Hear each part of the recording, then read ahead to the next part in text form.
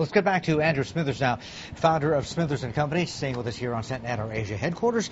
Andrew, over this, just the last couple of days, I mean, we had the Fed coming out and saying exceptionally low rates are going to be with us for an extended period. The magic words left in that last FOMC statement. We've got the APEC summit meeting coming in just a couple of days. There's this building consensus. We're probably going to hear it out of the G20 in Scotland as well. That look, we're going to keep the support in, and if we do withdraw, it's going to be gradual and very well telegraphed. Markets seem to like that for now, but how much of a risk is there that if exceptionally low rates and accommodation continue for too much longer, we could be talking about the risks of a bubble? For that matter, I mean, since early March, the way markets have rallied, are we talking about an asset bubble now? Yes, indeed we are. There clearly are the risks. We've had a huge jump in nearly every sort of asset. A world in which bonds, equities, gold all go up is not really a market which has been driven probably by improved expectations so much as improved liquidity. After all, if you get people being hopeful for the economy, bonds go down, equities up, hopeful about inflation, bonds go up, gold goes down, but now everything going up up, at the same time. That is all the signs of liquidity. Right. And that, I think, is attributable to the quantitative easing. This has been massive. The Fed has bought 5% of US GDP equivalent to added to its balance sheet. The Bank of England 8% of UK GDP. This has put a huge injection of liquidity into markets. And quite rightly, I think, since these are unusual measures, they must be withdrawn before interest rates go up. And the threat to market, of course, lies not just when interest rate goes up, but when they stop putting liquidity into the market. And as far as I can see from the data, the Fed has already stopped expanding its balance sheet. Doesn't it can't start again. The Bank of England is still doing it.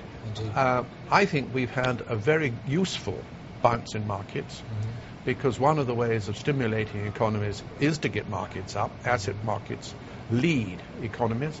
And this is why I said allowing asset bubbles is such a mistake, because you lose control of an economy if it goes too far. Because then, as we've seen recently, markets come down whatever the Fed does.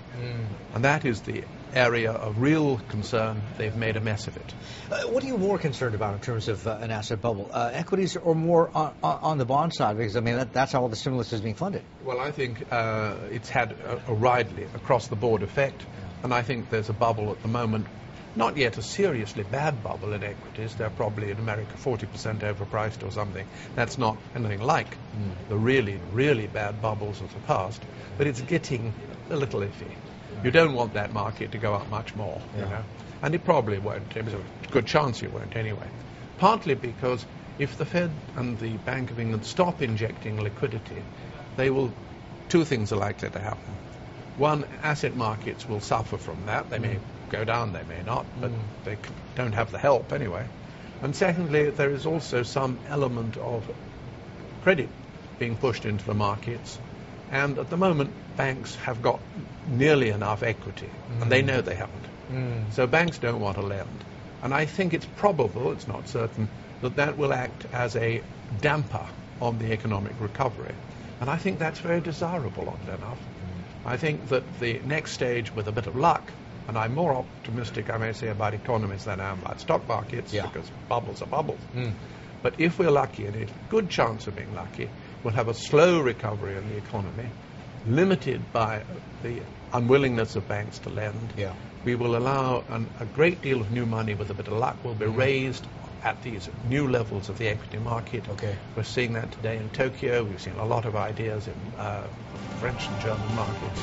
A lot of money needs to be raised, and that will help. Andrew, good to talk to you. Thanks so much. Andrew Smithers.